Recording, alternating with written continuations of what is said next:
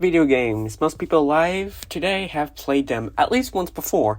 I probably played them more than most people. Like many people that play games, I have a few favorites. However, I choose series, not single games. For each series, I'll discuss why I like it, some problems I have with it, and some of my favorite things in that, from items to location. Also, if a series that you're playing or don't want spoilers for it, and you don't want spoilers for it, you should probably skip that segment just to be safe. Before I get to the games, I would like to say that none of these are in any particular order. So, it's not least favorite or favorite to least favorite, just no particular order. Okay.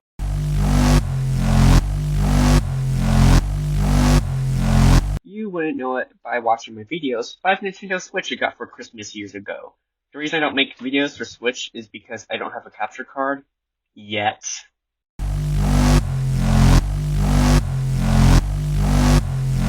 Pokemon is great, and it is cool to explore the region the game is set in, looking for cool Pokemon areas.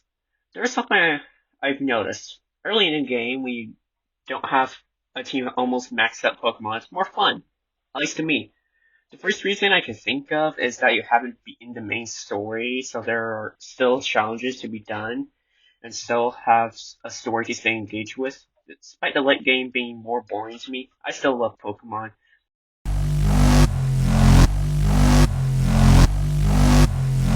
This one should have been quick, but I added on to it. But anyways, Super Mario Maker. I like to create things, and in Mario Maker, the original and the sequel, there's so many types of levels you can make. Someone even made a calculator in Super Mario Maker.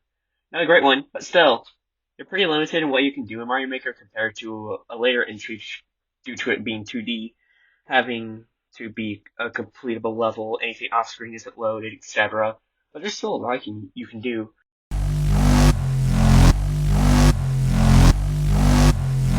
Metroid, the series named after a difficult type of enemy in the game. If it's either the older or Metroid Dread and probably the games after Dread, there are classic Metroidvanias or the FPSs of the Prime series and other M. I like both types. I like exploring around the map and keeping things I might need to do with other abilities, and that's really rewarding when you get to that ability. However, sometimes, most often in Metroidvanias, it takes too long to find that ability. Metroid Dread is really hard. I can't get past the first enemy zone. That's not the one with the heavily damaged enemy. The accident tutorial has to how enemy zones work. Maybe Metroid shouldn't be on this list. Anyways, I got really excited when Metroid Dread was announced, and even more so when Metroid Prime Remake was announced, so there was a Metroid game, not for Switch Online, at its chance of beating.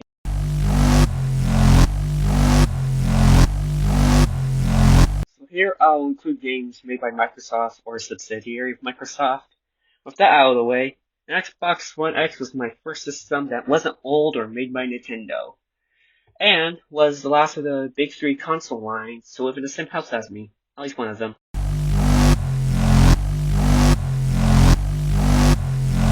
Minecraft, the game where you can make about anything in it.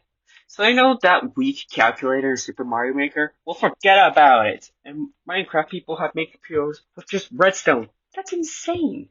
If you're interested in seeing what you can do with resources you can gather, try survival. Interested in seeing what you can do with only your limitations being your computer, Minecraft features, and your creativity, creative mode is for you. You can do so much more. That's what I love about Minecraft. You can do almost anything you want, which can be unlimited, with Minecraft having the largest modding support out of any game. However, I feel like Bedrock, the only version I can play, doesn't get as much attention as Java, especially by the community. It's only in 1.20.10 that freaking crawling will be added to Bedrock. The script was written before 1.20.10, and as of writing this script, you can only have firework rockets, tipped arrows, shields, and totems undying in your offhand in Bedrock.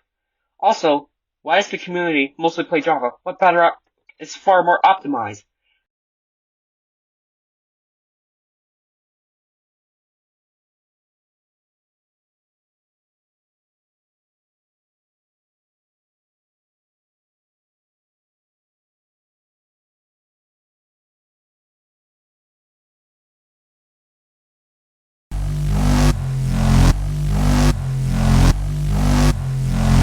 Halo, the video game series, as the title, among many titles, but being the focus of my first video.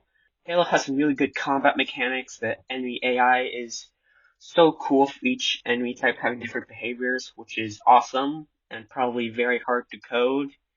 It's also cool that Halo has many weapons with their own behaviors. There's nothing I can say that I hate about Halo, except for Hunters being incredibly frustrating to kill with tons of health. And I think areas of hitbox blocking all damage, that's probably the point of Hunters. I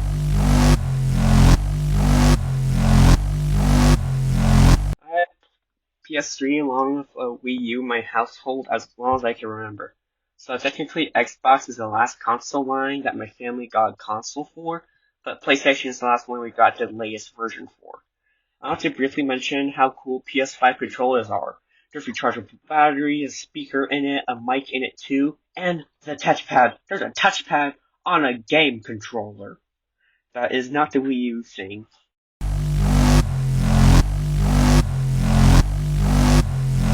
Horizon, the series where you kill robot animals with primitive weapons. And bombs, I guess. I love the lore of this game with the world collapsing and the Gaia AI being created to rebuild the world. The combat is also very good, with there being weak points to kill a machine faster, and maybe one shot it even on a bigger machine, or taking off any number of weapons, like the Ravager's gun or Thunderjaw's disc launcher, that you may be able to use against them. There's one negative I can think of. How do you equip the spear coils? The spear is in the crafting menu, where you usually would equip modifications. It might have been fixed in Forbidden West. I've only played or even owned Zero Dawn so far. I don't really have any favorites except for the hardpoint arrows for the hunting bow.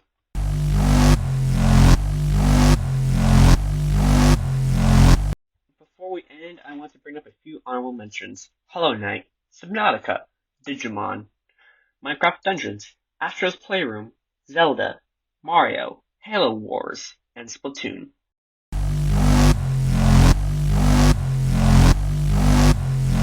So that's it for now. I'll probably make a video like this again in the future to show how my tastes have changed. Maybe a new one by the end of the month. Who knows?